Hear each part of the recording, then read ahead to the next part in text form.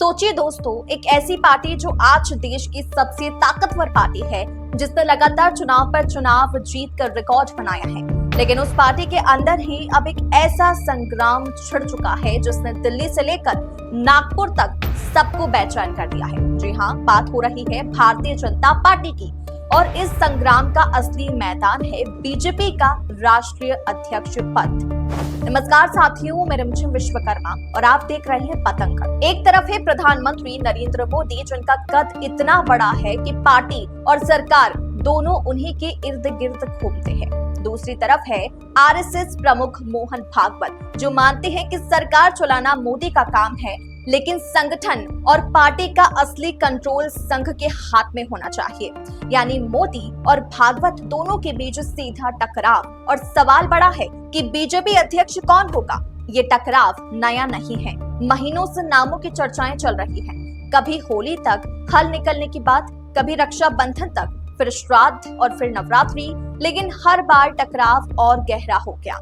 आज हालात ये है कि नवरात्रि बीत गई, दिवाली आने वाली है, लेकिन बीजेपी के नए अध्यक्ष का नाम अब भी अधर में लटका हुआ है। और सबसे दिलचस्प बात ये है कि ये सिर्फ एक पद का खेल नहीं है, ये टकराव तय करेगा कि आने वाले सालों में बीजेपी की असली ताकत किसके हाथ में होगी, मोदी शाह लॉबी के या फिर संघ की पकड़ के। और अगर बिहार चुनाव में बीजेपी हारी तो ये लड़ाई और भड़क सकती है। दोस्तों, बीजेपी के भीतर फिलहाल सबसे बड़ा संग्राम पार्टी अध्यक्ष पद को लेकर है, जहां प्रधानमंत्री नरेंद्र मोदी और आरएसएस प्रमुख मोहन भागवत के बीच गहरी खाई साफ दिखाई दे रही है। संघ का रुख साफ है कि सरकार और सत्ता का चेहरा मोदी जी रहे, लेकिन पार्टी और संगठन की कमान संघ के पास रहे, ताकि बैलेंस बना रहे। यह टकराव नया नहीं है। होली, रक्षाबंधन, श्राद्ध, नवरात्रि सब निकल गए, लेकिन समझौता नहीं हो पाया। और अब साफ है कि दिवाली तक भी नया अध्यक्ष सामने नहीं आएगा। इसका असर बीजेपी के भीतर की राजनीति पर भी दिखने लगा है, जहां गडकरी, शिवराज, वसुंधरा, योगी आदित्यनाथ जैसे कई बड़े नेता धीरे धीरे गुजरात लॉबी यानी मोदी शाह के खिलाफ खड़े होते नजर आ रहे हैं। दक्षिण से येदियुरप्पा और बिहार से रविशंकर प्रसाद व राजीव प्रताप रूडी जैसे नाम भी इस खेमे में गिने जा रहे हैं। ऐसे में अगर नवंबर में बिहार चुनाव बीजेपी हार गई तो यह असंतोष और खुलकर सामने आ सकता है। मोदी शाह की रणनीति साफ है कि अध्यक्ष वही बने जो पूरी तरह उनके भरोसे का आदमी हो। जैसे जेपी नड्डा रहे, नड्डा का कार्यकाल कई बार बढ़ाया गया, लेकिन अब एक्सटेंशन भी खत्म हो चुके हैं। और अब मोदी शाह जिन नामों पर विचार कर रहे हैं, उनमें धर्मेंद्र प्रधान, भूपेंद्र यादव और सुनील बंसल सबसे आगे माने जा रहे हैं।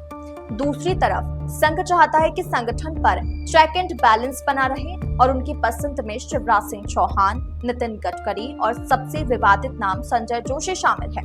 संजय जोशी और मोदी की दुश्मनी पुरानी है। गुजरात के राजनीतिक समीकरणों में संजय जोशी हमेशा संगठन के मजबूत नेता रहे, और उन्होंने एक दौर में मोदी को दिल्ली ट्रांसफर करवा दिया था।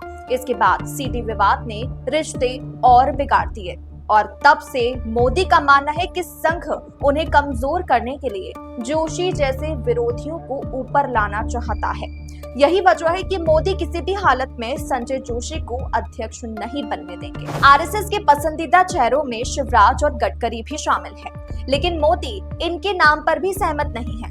गडकरी से मोदी के रिश्ते लंबे समय से तल्ख रहे हैं, और शिवराज भी मोदी शाह लॉबी के लिए ज्यादा आरामदायक चेहरा नहीं है। मोदी की राजनीति का असली खेल उनकी मनोवृत्ति में है। उनके पुराने सहयोगी जय नारायण व्यास कहते हैं कि मोदी को गोपनीयता बेहद पसंद है, और वे हमेशा वही नाम सामने लाते हैं जिसकी किसी को भनक तक ना हो। यही वजह है कि अचानक भूपेंद्र पटेल को सीएम बनाकर सबको चौंका दिया गया।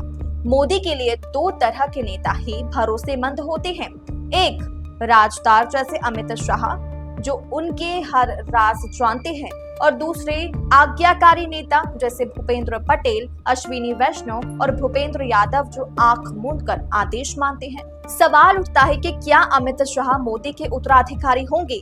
व्यास का मानना है कि मोदी कभी भी शाह को उत्तराधिकारी बनाकर सत्ता नहीं छोड़ेंगे। सत्ता या तो दबाव और संकट में जाएगी या फिर 2029 तक खींची जाएगी। उधर आरएसएस और भागवत की स्थिति भी पहले जैसी मजबूत नहीं रही। 75 साल पर रिटायरमेंट का संकेत देने के बावजूद भागवत खुद पीछे हट गए और अब संघ की धार भी कुंद हो चुकी है। आज प्रचारक ना तो साइकिल और बस से चलते हैं बल्कि लग्जरी गाड़ियों और 5 स्टार होटलों में बैठते हैं, जिससे यह साफ है कि संघ अब मोदी को खुलकर चुनौती देने की स्थिति में नहीं है। लेकिन चुनौतियां खत्म नहीं हुई है। 2029 तक मोदी के सामने कई मुश्किलें हैं। बाहरी दबाव जैसे अमेरिका एंड ग्लोबल राजनीति और अंदरूनी असंतोष जैसे 50 से 60 बीजेपी सांसदों की नाराजगी, जिनके पीछे संघ का समर्थन है, यह सब मिलकर आने वाले वर्षों में मोदी के लिए बड़ी बाधाएं खड़ी कर सकता है। कुल मिलाकर बीजेपी में अध्यक्ष पद को लेकर मोदी और संघ के बीच संघर्ष गहराता जा रहा है। मोदी नड्डा जैसे आज्ञाकारी चेहरों को आगे लाना चाहते हैं, जबकि संघ अपने पुराने और मजबूत नेताओं को तरजीह देता है।